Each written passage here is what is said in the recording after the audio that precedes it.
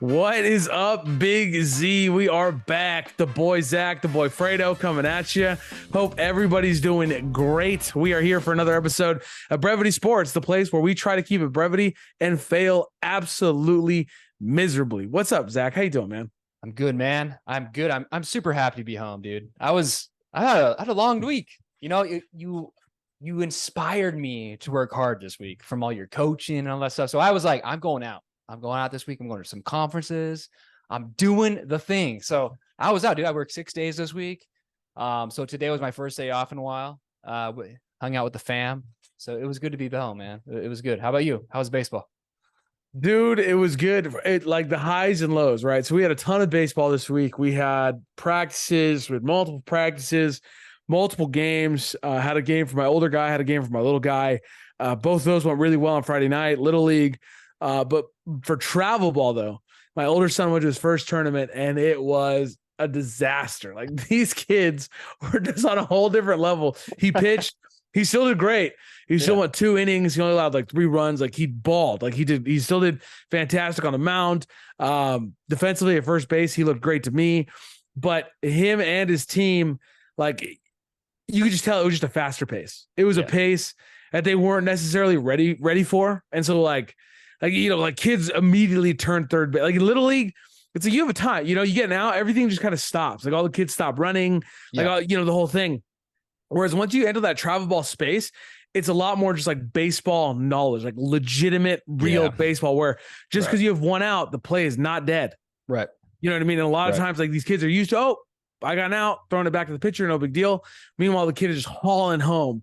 So we just got ran on like it was going out of style, dude. Like we just got ran on, dude. But it was fun. I mean, it was a learning experience. Yeah, it's a good experience. You got to go through that. You have to. Right. And then the other thing is the coach is like, he's a really nice dude. Like he's nicer than I am.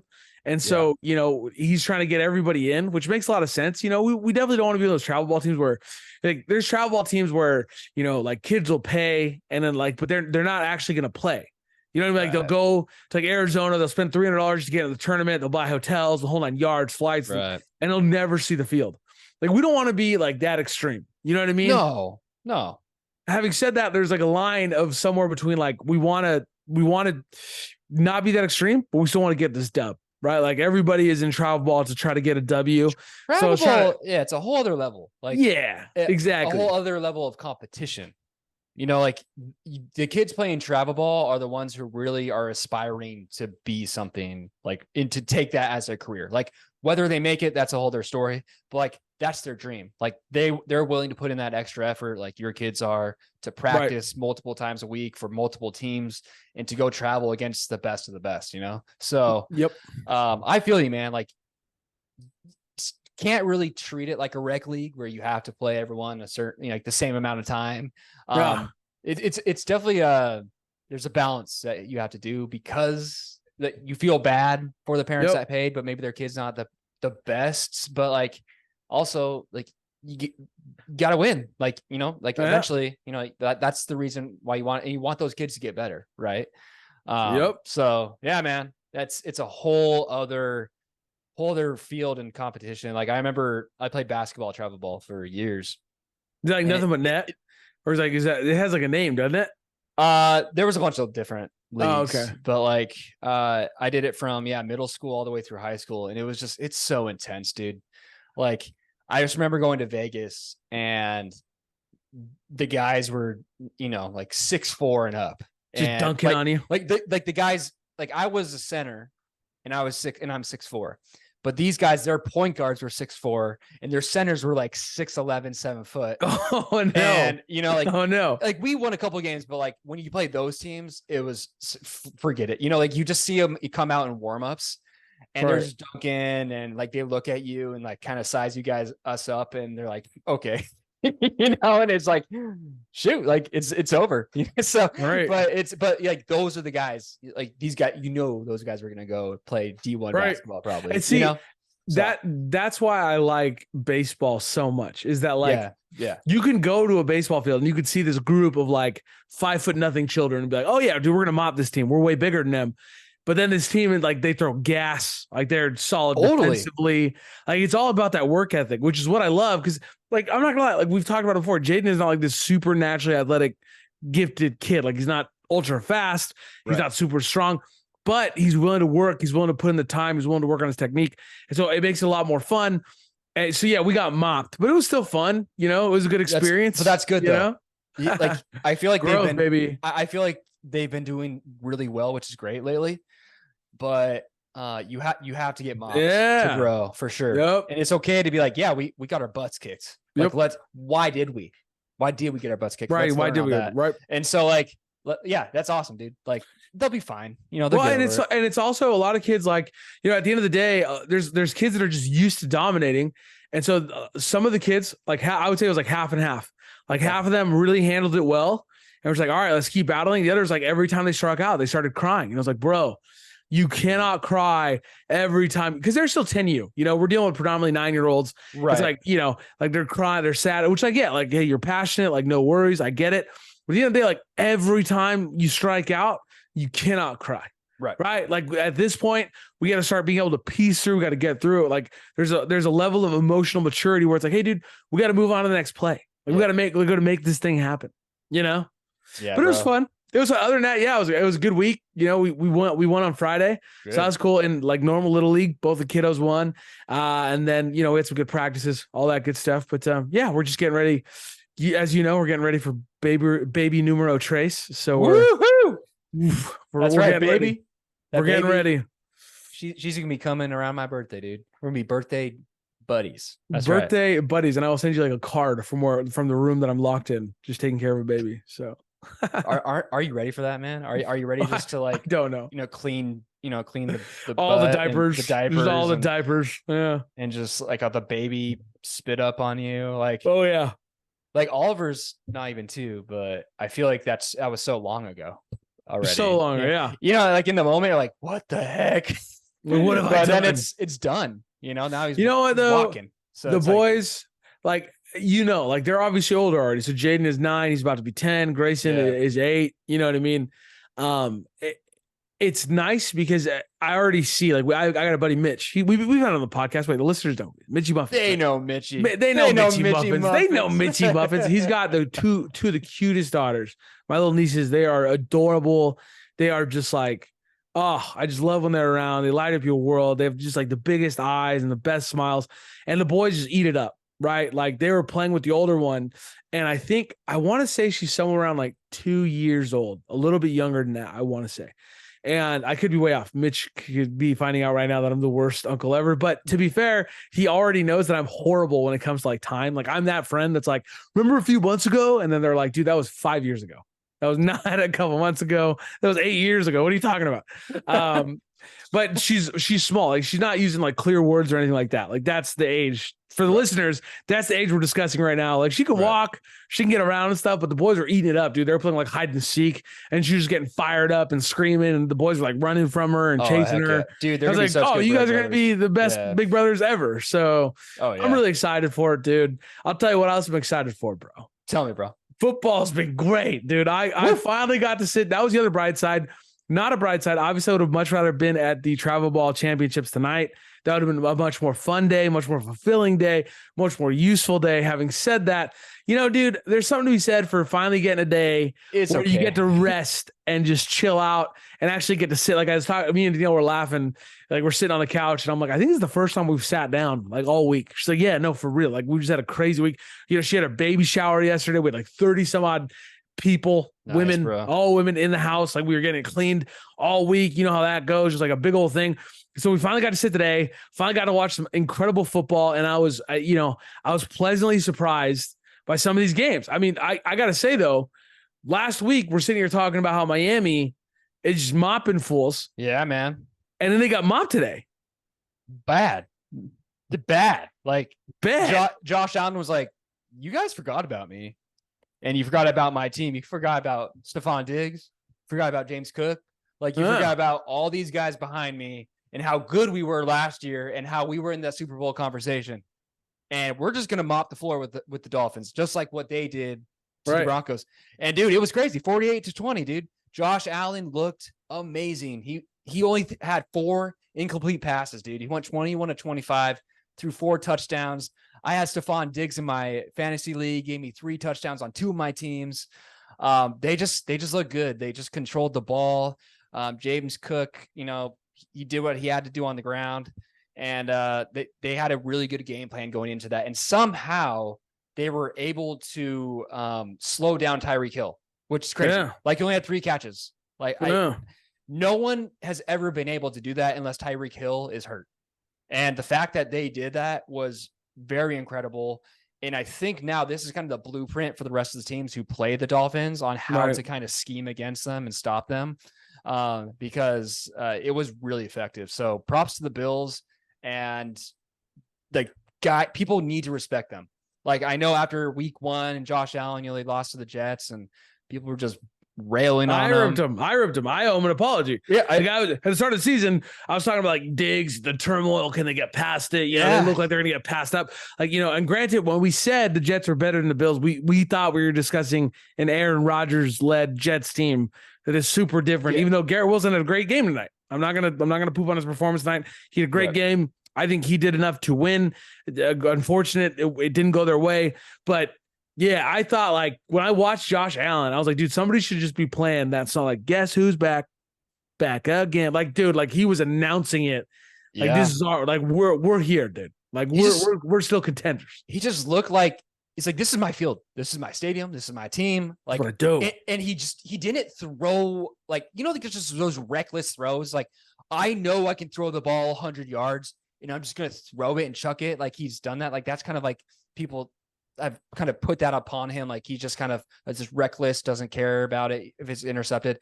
That was not him today. No, just precise passes. And if he does that the rest of the season, like, this is a team we have to look at, especially after how the Chiefs performed tonight against Zach Wilson. And again, I don't want to harp on Zach Wilson. I think he had a great game, but if this is the Bills that show up in the playoffs, like, and if they get home field advantage, that's gonna be a tough out. And Gabe Davis looks like he leveled up, dude. I mean, he's had 3 out of 4 good weeks. Yep. You got Diggs, who had 3 touchdowns today, but we already knew, like, Diggs is, he's a dog. He's getting them tutties, bro. Like, he's a dog. We already need that. But Gabe Davis, he's leveling up. Like, if he's showing the league right now, if you leave me alone, I'm going to torch you. I'll blow past last year, right? Last year, there was, even if you guys listen to fantasy footballers, they talk about his performance like, hit or miss, start him here, start him there. Right. He's either going to get a touchdown and score you a lot of points, he's not going to do anything. At this point, he's got enough targets and enough volume that it's like, totally, you can just have him in. Yep. You know what I mean? Like, you're not necessarily as touchdown dependent. It was great today that he did get a touchdown, and that was a big help in his points. If he doesn't get that touchdown, it hurts. But it seems like he's consistently getting that touchdown. He's consistently getting those targets at this point. Like, you can depend on him for those points. It's no longer a surprise. Is he going to get a touchdown this week? It's like, no, Gabe Davis is probably good for one. You know what I mean? Like, you can start him with confidence. So he's having a great season. I'll tell you who else. I mean, look, dude, I don't know what everybody else wants from my boy. I've been defending him. I've been trying to speak positivity into the kid's life. I've been defending him to a flaw. As a homer, I've admitted that I'm biased because I have him in multiple leagues. But, I mean, Justin Fields today, 335 yards passing, 4 touchdowns, 1 interception, and he did it without using his legs. He only rushed for 25 yards. Impressive. He gave the Bears every opportunity to win. And this win for me, and yes, granted, there was an interception at the end. I don't know, it was tipped to the line. It wasn't conclusive, whatever. My point is, this dude did everything he needed to do to get a W. And when I watch games like this, and then games like tonight with Zach Wilson, a little part of me is thinking, like, because, when, like, you and me are both pretty critical, I felt like, rightfully so, of his comments. Was like, dude, you can't call your coaching staff. Like, you gotta be the leader. You gotta take responsibility. You gotta take ownership. You can't just point the finger. And I still believe that. Let me be clear. I still believe those things. Having said that, as like a fan and an observer, I can certainly point the finger. And I'm looking at the Bears offense like, hey, if you want me to believe this guy doesn't have it, he just threw for 330 yards in the NFL, which is not easy to do. And I know there's a bunch of people listening while they played the Broncos. Everybody's hanging up points on the Broncos.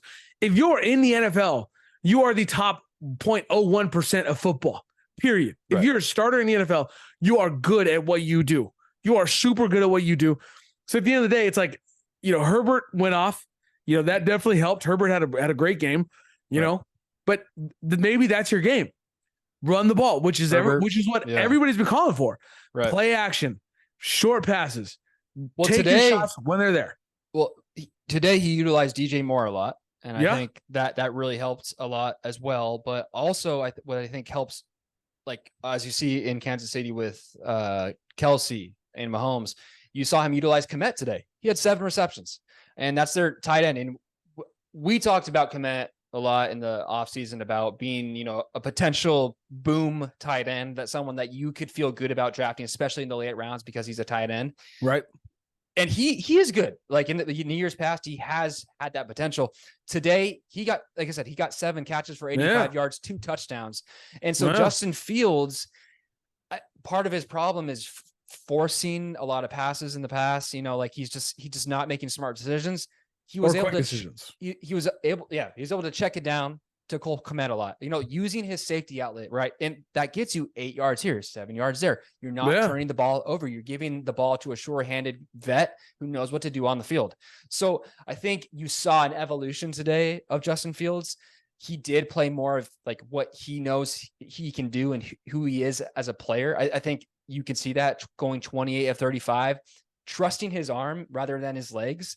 It may be, now looking back at it, maybe the coaching staff was like, you know what, you should run more. And it's really them saying, we don't trust you to throw it as much. Right. And so today was like, no, F that. Like, I'm just going to throw. And today it's the defense who let us down. It wasn't me. It wasn't my guys behind me. Like, we did our job, but it's the defense. You gave up 31 points to Russell Wilson and the Broncos. So I don't blame any of this on Justin Fields. I think that he had a great game. I think the offense as a whole had a really good game. Like you said, establishing the run too. I think that really helps. Khalil Herbert, if I heard or I read, I saw a stat, if the game is within 6 points, he's one of the most valuable and efficient running backs in the league. And so whenever they're close, he's really, really good. I don't know what that is. When it's a blowout, either way, he's just not there. I don't know why. So if you can keep a close game, either way, I think that Khalil Herbert's going to is going to be a great running back for that team. And it's going to help Justin Fields out because it's going to open up the field, because they're going to wonder, is it play action? Is it handing the ball off? So I think it's going to really benefit him a lot. So props to him, man. Yeah, and I think they were using Roshan Johnson a little bit in the passing game, so that probably helps. Yeah. I mean, they're actually trying to like run the ball, but like you said, I think those short shots, and that's kind of what I was at least trying to allude to and failing miserably, not keeping your brevity at all. Like, those short shots enable those long shots when you're willing to check the ball down. And I think we saw the same evolution with Garrett Wilson tonight. Hopefully he builds on that, because I'm rooting for the kid. I'm not gonna lie to you. I'm rooting for him. I hope he does great. Like, at some point, whether or not, like, dude, when he came in with his bandana and like the whole thing, I was like, Doc, come on, man. Like, what are you doing? Like, you're not that guy, pal. You're not that guy. You got way too much swagger you haven't proven anything. You did okay at BYU. But now with everybody, the way they hate on the dude, I'm like, I'm rooting for him. Like, come on, dude. Figure this out. Like, I did a complete 180 tonight. I was at my in-laws, and the first 2 drives to the Jets, I'm like, dude, this guy sucks. Like, they need to bench him. Like, they signed Trevor Siemian this week.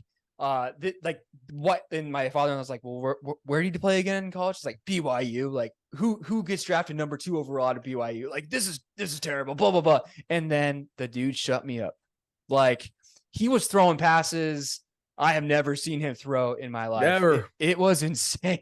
Confidence. Like, just confidence. Putting it in there. And I really think I think that Aaron Rodgers like called down after like the drive number 2 when they're down 17-0, and like, dude, like, I've seen you in practice. Like, you're good. Like, you can do it. You can thread the ball in there. Like, trust your receivers to make the play. Like, you have good receivers. You have good running backs behind you. Just play football. And like, you could see it, man. Like, all of a sudden he just started doing it. And right. So I'm rooting for him. Like, I know they lost. It was a BS holding call on Sauce at the end of the game. You can't let the refs decide a game. Like, and the refs did that. If it's egregious, if he like tackles him. If it's egregious, yes. Like, I get it. But in the fourth quarter, and Chris Collinsworth was saying it, he was like, there was so much more tonight that happened, like in different instances. It was so much physical more all that night. happened that wasn't called. Yeah. And you're going to call that. Come on, son. And the Jets got the pick. It just sucks. Cause like I really wanted to see it at least go down, kick a field goal, go to overtime and figure it out. So, but yeah, he had a great game. I think that going forward now, there is no question, at least for this next week, like, should you put Trevor Siemian in? Because that was the storyline all week. It's no, Zach Wilson's going to build upon this. And we're 1-3. It's not the best, but we're still there. We're still able to turn this thing around. Which by the way, how great was it to realize after they showed Taylor Swift like 6 or 7 times that Aaron Rodgers was in fact at this game. And that's a huge deal. He has not been to watch them play. That was a massive deal. They showed like Taylor Swift about 7 times. Look, I like some of Taylor Swift's songs. I 100% I'll listen to her. I know who she is. My wife loves her. You know what I mean? Having said that, if I'm watching a football broadcast, some part of me wants to know that Aaron Rodgers is at the game. I don't care that Taylor Swift is at the game. Before 10 minutes, at least, are like, dude, and it was cool. But they also threw shade at my boy. Ryan Reynolds was there. They didn't talk about that at all. Deadpool was in the building. Bro, it's terrible. I mean, it was in New Jersey, New York, New Jersey, where they play. Like, I'm sure there was a lot of celebrities there. And they focused on. Well, she's massive. I mean, she's like me and my buddy Jason were talking about this week, and I don't it's her clout. She is, dude. She's huge. Like they've profited off of it. Like Travis Kelce's jersey sales have gone 400%. That's wild, dude. Like you said, there's no Swiftie watching that game tonight. There's not an actual Swift. I doubt it because they like Taylor Swift. They're coming for you now. They're commenting on all our stuff. Hashtag Swifties. Like hashtag Swifties. No, go over Big Z. Don't come for me. I didn't say anything. Like, why am I seeing Taylor Swift 6 times? 6 times, like you said, too much, Aaron dude. Rodgers. And also let them have their thing. Like, if you are a Swiftie and you're listening to this podcast, you're like, you guys are just hating. Like, no, I'm on the side of like, just let them have their thing. Let them have their relationship. Like, let them. Yeah, she's there. She's hanging out with the family. She's allowed to go to the games and cheer. No problem. Yeah. Just don't like the broadcast doesn't need to show her 6 times.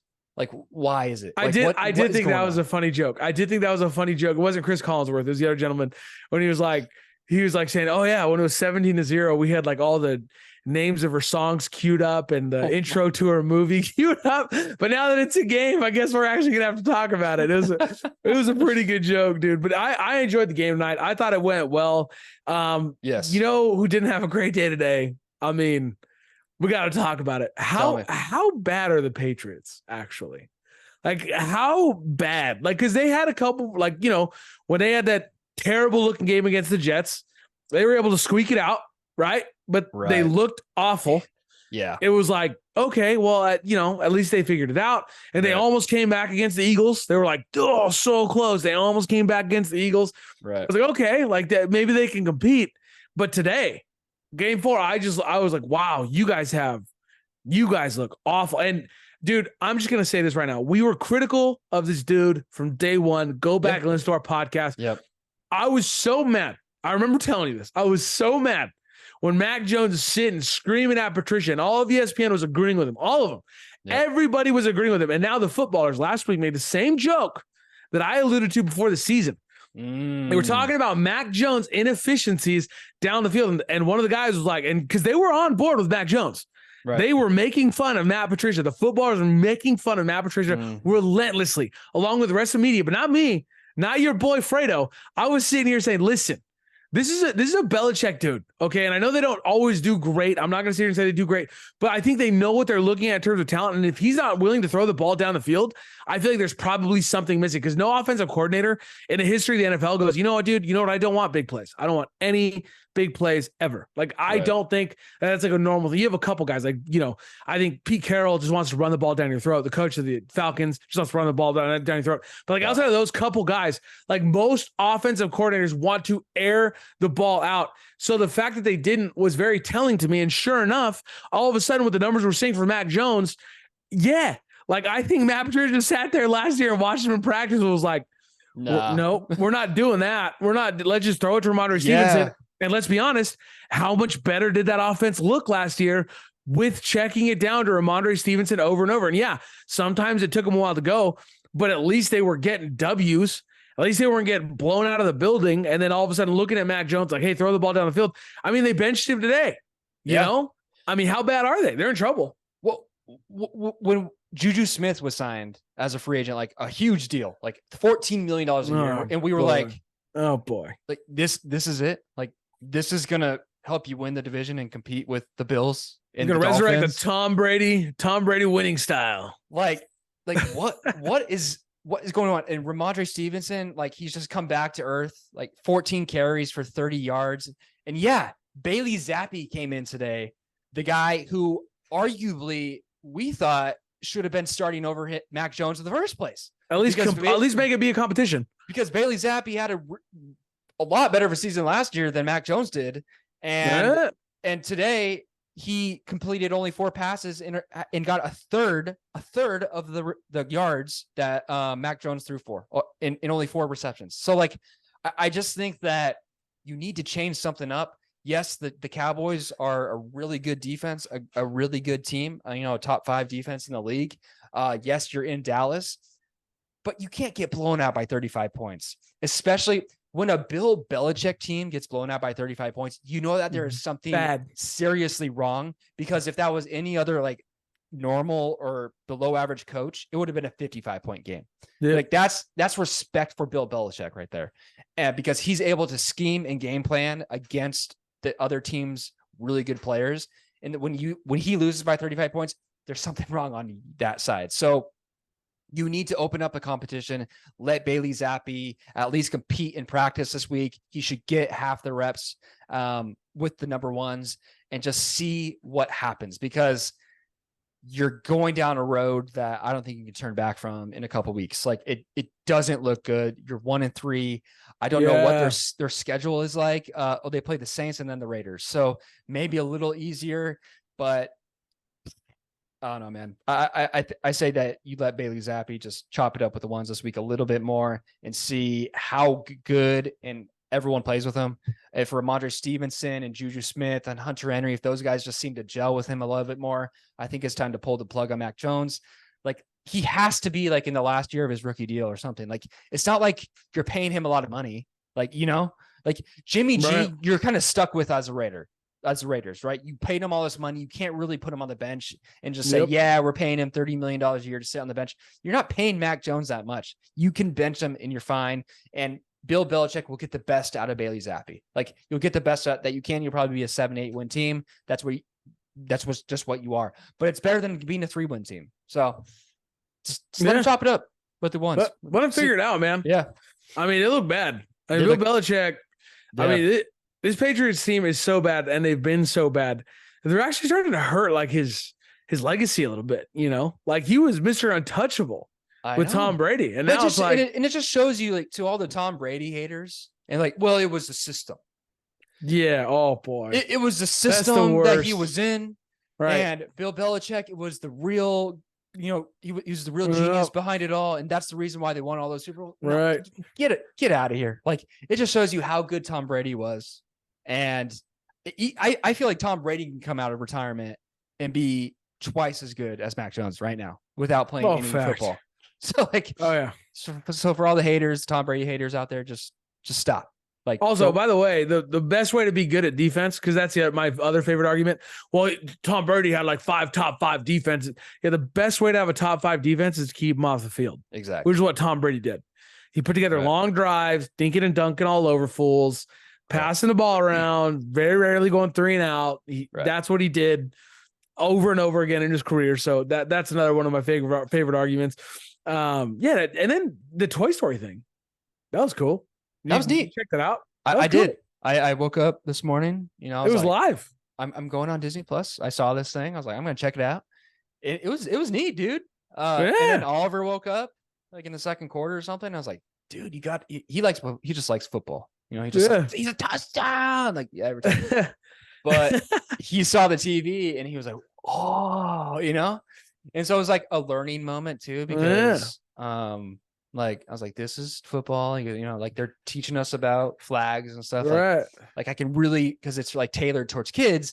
And then I was like, and this is also Andy's room in Toy Story. You know, he's grown Right. up, he's in college now, but let me tell you all about Woody and Buzz. And so, it was a fun time. I think the fact that it was live was really impressive. Like the way that they were able to do the animations. Obviously, there's some glitches here and there, of course, but Right. like I was like, how are they going to do this? Because when I first heard about it, there was a thought in my mind to say this is going to be either like 10 minutes delayed or Yeah, it's same. I thought something. or it's just going to be like really trashy. Like it's just going to be like you can't follow it, like because there's no way the live broadcast was being broadcast on ESPN Plus. I was like, I'm not going to pay a subscription for ESPN Plus. So like, this is how I'm watching this game today. Yeah. And it was good. Like I could follow it. Like they had the players' names on the back of their jersey when they got the ball. Yeah. They had the ball was like highlighted. I had like some halos around it, like when it was like in motion and like when it's being passed and rushed with. So it was definitely intuitive. And just Disney magic again, Disney. I know you're not a big fan of Disney, but Nope. Disney does it right a lot of times. Like when they put their money into, like Disney, like their parks are great. They're clean. It's just different. So like with that, you could tell like Disney was able to pull this off. If like Cartoon Network did it, I don't feel like they would be able to pull it off like Disney could. So that was fun. I definitely enjoyed it. Hey man, I like Disney. Just stop trying to remake my favorite movies. All right. No, I understand. And hey, you know what I want a live action of that would work that I'd go see like tomorrow? What? Atlantis. Make me a live action movie of Atlantis or like Treasure Planet. Yeah. Like don't make me Aladdin. Like I saw Aladdin, it was good. Like don't make me like Sleeping Beauty or Snow White. Like I don't want to see those classic movies. Like those are cartoons. Let them be cartoons. But like the other ones that you made, like I just said, Treasure Planet, Atlantis. I'm sure there's some other ones in there. Like make those movies sick. You know what I mean? Like I still go back. I should. We were just watching. Did you ever watch those movies on Disney? Like Johnny Tsunami.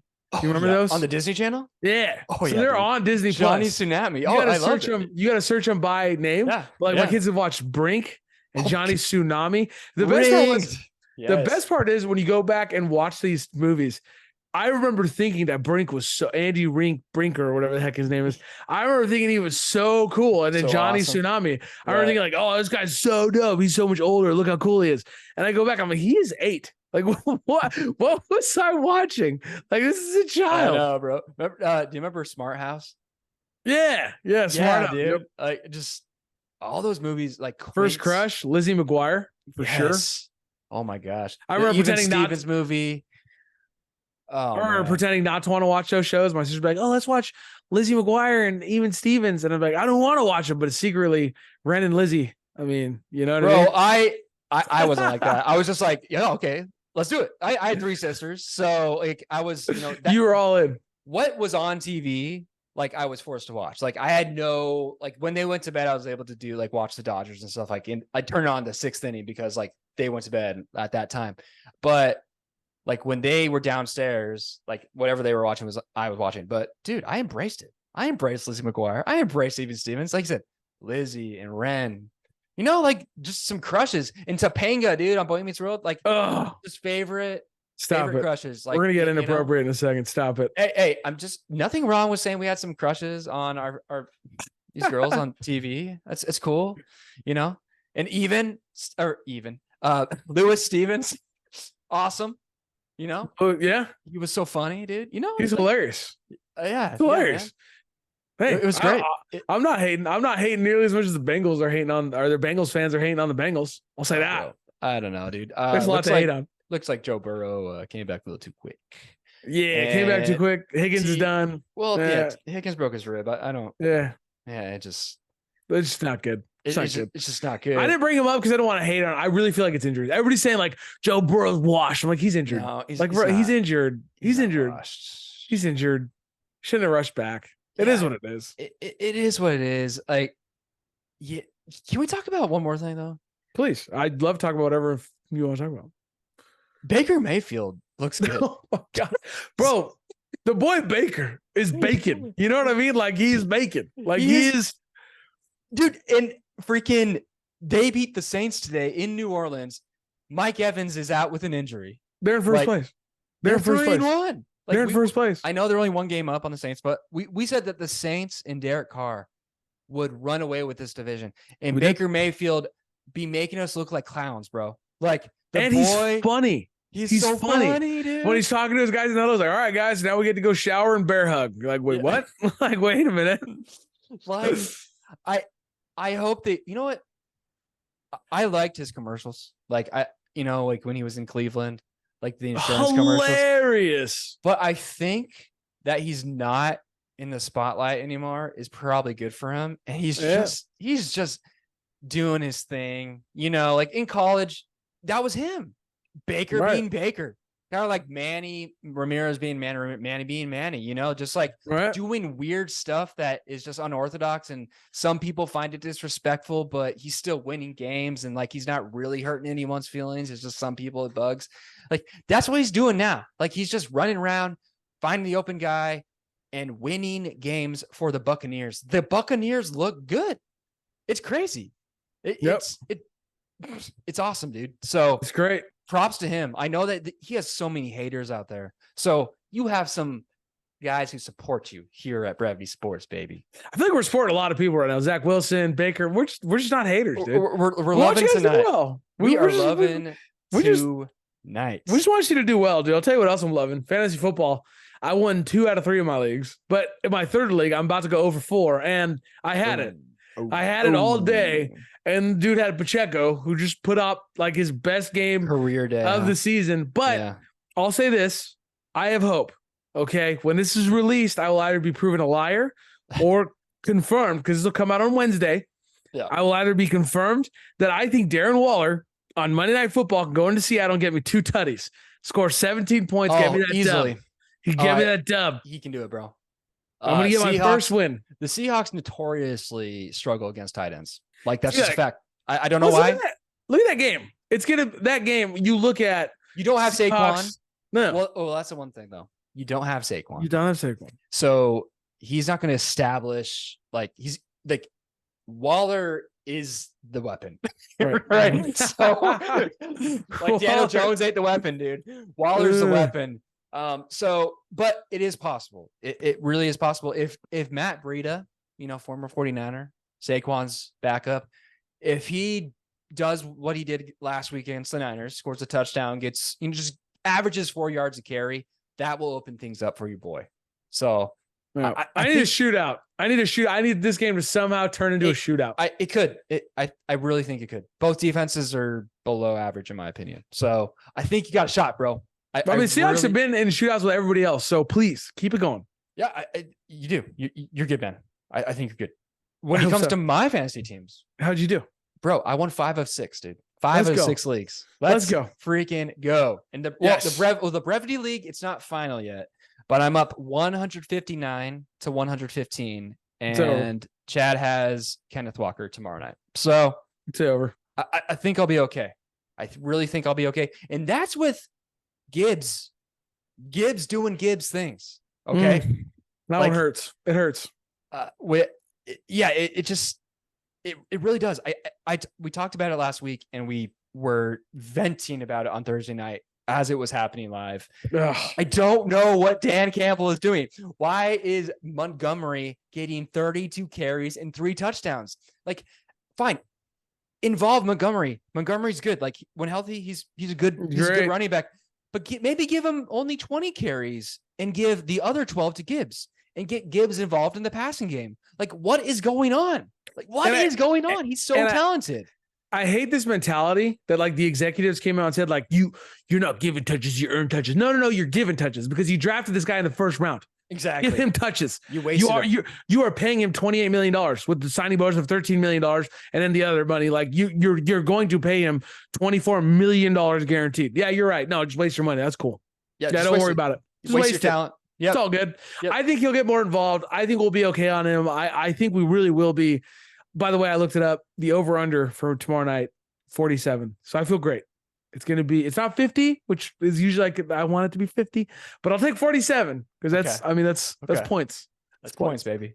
But yeah, no, Jahmyr Gibbs. I 100%, dude. I was so frustrated watching that game. And the worst part is those comments from those executives would make more sense to me if Gibbs was struggling.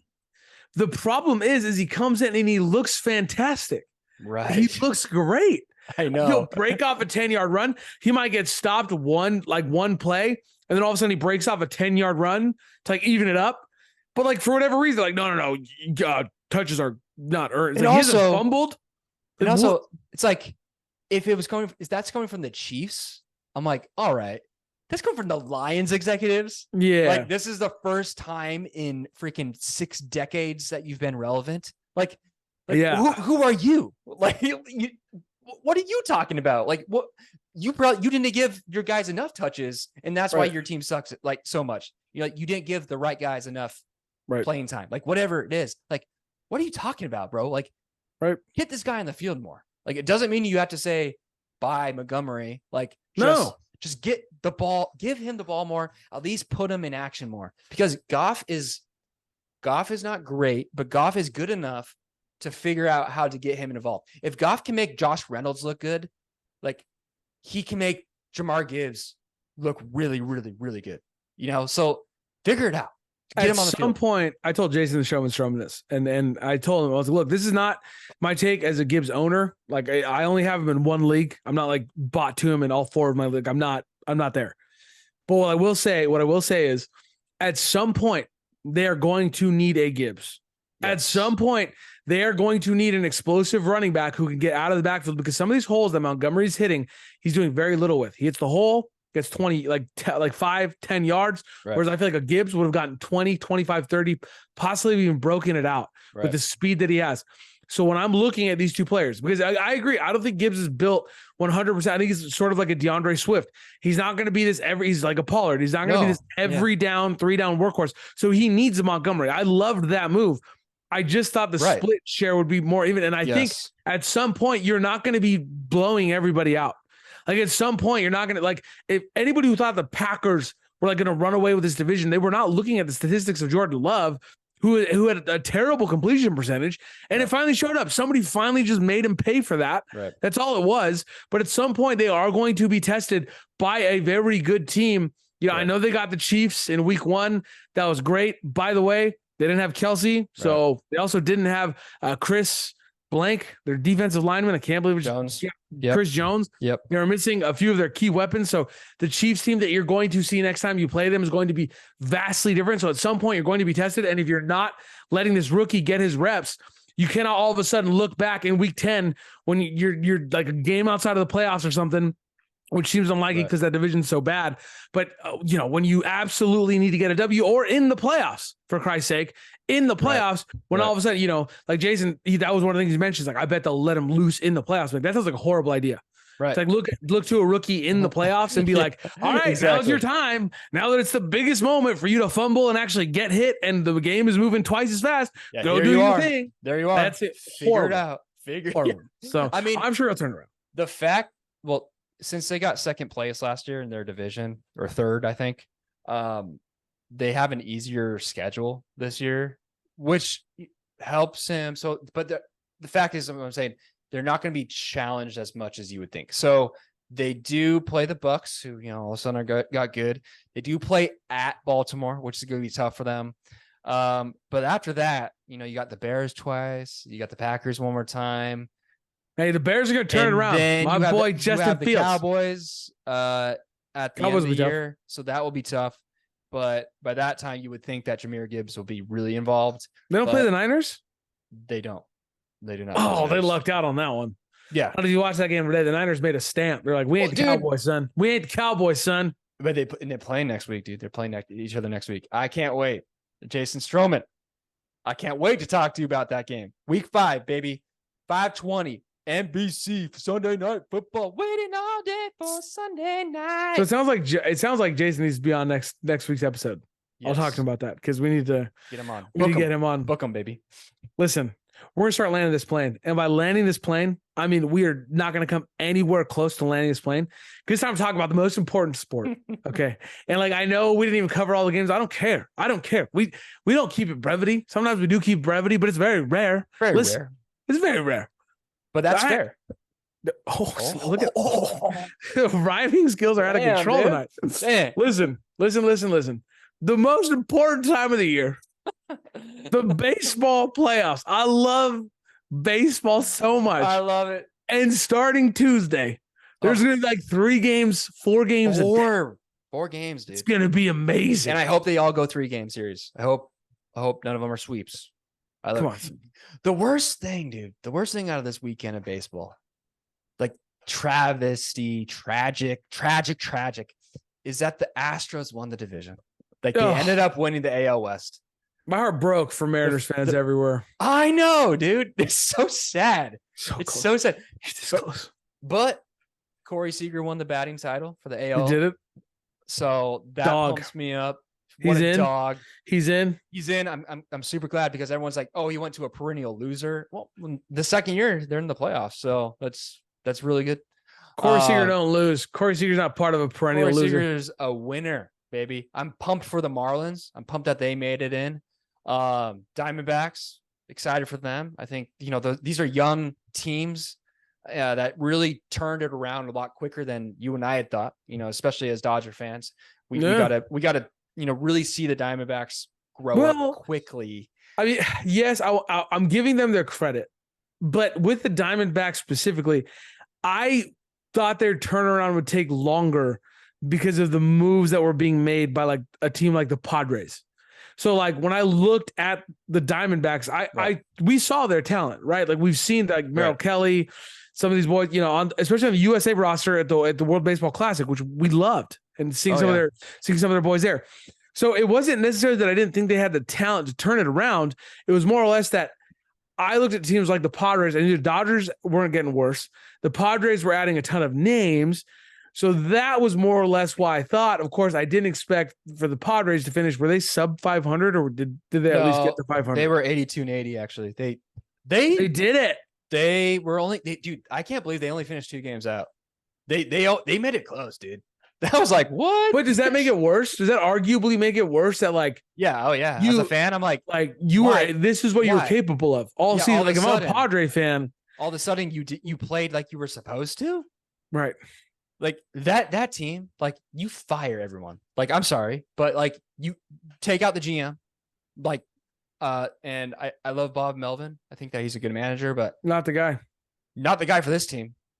There were so many weird reports about just the instability in the locker room, that Machado was just a terrible leader and that no one liked him. And then they all come out like, no, that's not true. There's someone in there that doesn't like Machado. There's someone in there that is, leaking these stories out. So you got to clean house, bro. Starts with a T, ends with Atis. Potentially. Maybe. I mean, when he left 2 years ago, he walked away and it was his team and they offered him $300 million. Right. $300 some odd million. Like, you're the dude. You're going to be our guy. You're our stud guy, bro. You're the dude. And then they signed, and then he left because he got caught with steroids. Right. He cheated. And that he cheated. Yep. And then Machado came in and led the team without him. And then he came back and it was Machado's locker room. Right. And then all of a sudden Machado's screaming at him, this isn't about you. This isn't about you. And now I get it. They pretend to be buddy, but if there was like a name that could cause that kind of, like, I don't think a bench player can cause that kind of instability. No. Like when we're saying that there's something amiss there, it's one of their stars. It's one of their stars, whether it's Soto or Tatis or name that star. It is one of those guys. I mean, and I mean, Josh Hader coming out openly and saying like, no, I'm not going to go 2 innings. Like, are we playing in a fashion that would deserve me to go 2 innings or whatever he said? Like that kind of mentality. Right. It's one of their stars. Like somebody in there, I agree with you. Somebody in there is causing major issues for the Padres. Yeah. You got to clean house, bro. You got to. But going back to the teams that deserve our conversation. Let's go. Let's go. We got some awesome series coming up on Monday and Tuesday and Wednesday. So we got to pick some. We got to pick some winners. Give them to me. I'm ready. Give them to me. I'm ready. So we got our boy Corey in the Rangers. Okay. They're taking on the Tampa Bay Rays. Who you got? Oh boy. Oh, that is okay. So the Tampa Bay Rays right now have the advantage of pitching. Okay. They also have the advantage, and it's a 3-game series. So one ace For those of you who don't know, and you're still listening to this podcast, and you're hanging with us for the fantasy football and the football, we're just going to kind of make some things make sense to you just real quick. 3-game series, every game is so vastly important in baseball. vital. One ace can do it. They can get you the dub. They can do it. We saw it with Madison Bumgarner years ago. We've seen it with Clayton Kershaw with the Dodgers. Even though everybody likes to hate on him for his younger years when he had no support, foolishness, whatever. Listen, man, I want to pick the Rangers so badly. I really do. So I'm going to pick them. And I'm going to pick the upset. They have a lot going against them. Tampa Bay's Rays have the experience. Yeah, They've been here before. They have the star power. Arozarena looks fantastic. They have the pitching that looks fantastic. What I will say is the Rangers just feel like that magical team. Every time they fell out, they looked like they were going to compete. So I think this is not going to be an easy series. I think the Rangers are going to give them a problem. And I'm going to take your boy, Corey Seager, to lead them through, because we've seen playoff Corey. And playoff Corey can put a team on his back, jump on daddy's back. I got this. So I'm taking the Rangers. I mean, NLCS MVP, World Series MVP, dog. But since, sometimes we do have to disagree, as some people think, I'm just going to take the Tampa Bay Rays because I got Tyler Glass now going game 1. That guy he's a dog. He's so underrated, dude, because he plays for Tampa Bay. He's so good. And I hate it. I hate it because he's so good. So good. The team is so good. Like Randy, do you remember Randy Arozarena? Like that playoff stretch that he had when the Dodgers beat them in the World Series, but that whole playoff stretch, he hit like 14 homers or something throughout the whole play. Like the dude is great, like on the big stage. Do you think that Cardinal fans just like watch him and just like, and just cry? Just cry. Like that. Yeah. That was your franchise player. Exactly. Like Arozarena is coming around once every 10 years. Exactly, dude. And you had him. You had him, bro. And you're like, no, we don't need him. You had him for cheap. We ain't need him. Yeah, we don't need him. We're just going to trade him away. Yep.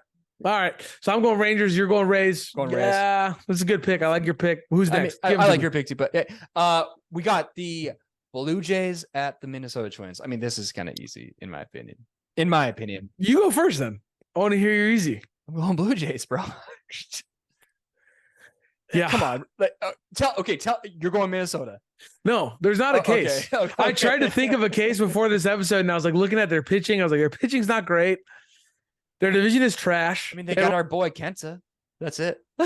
Yeah, the problem is Kenta is I love Kenta, but he's never done it. The Blue Jays handedly walked through this one. I don't think that one's going 3.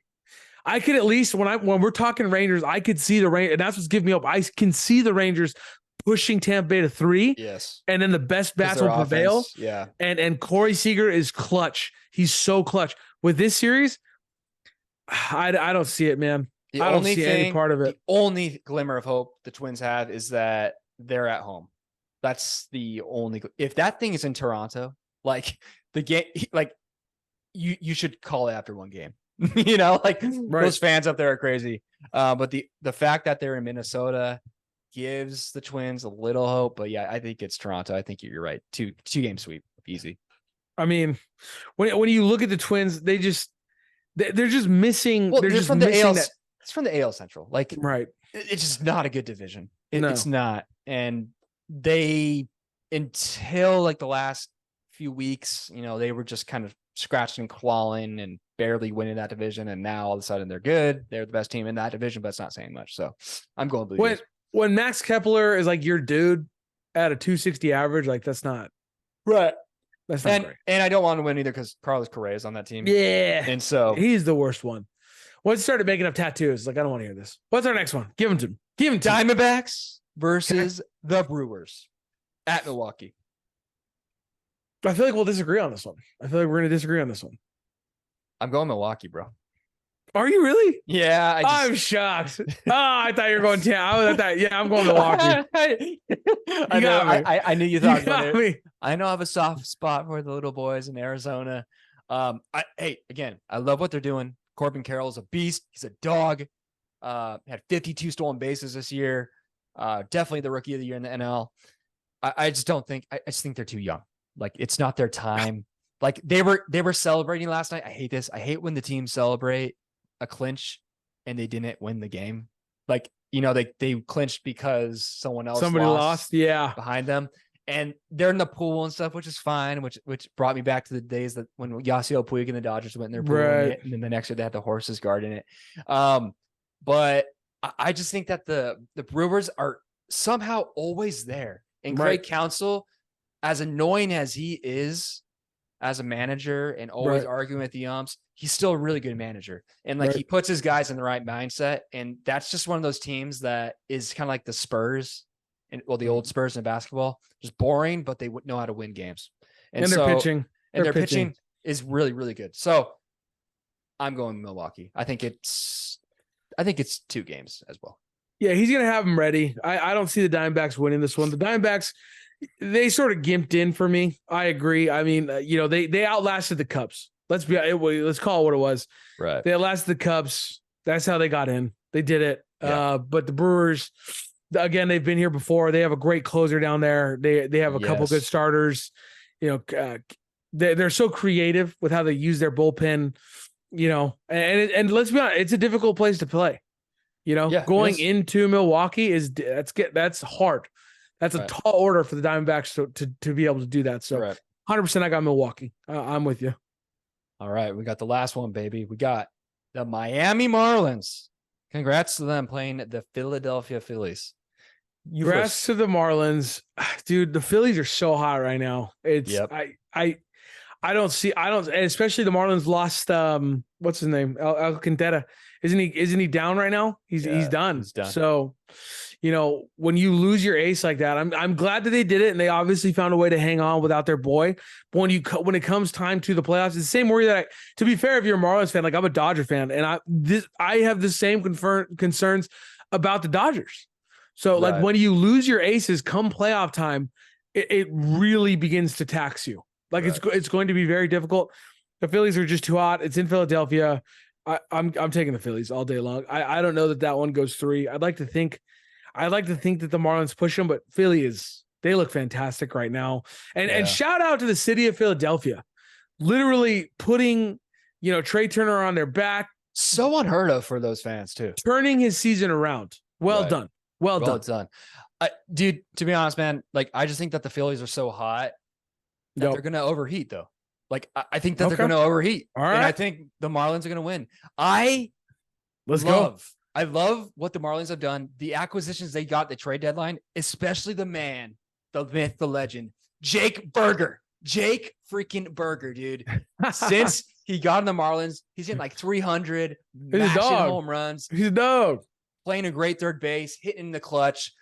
In a 3-game series, if this was a 7-game series, I'm taking Philly.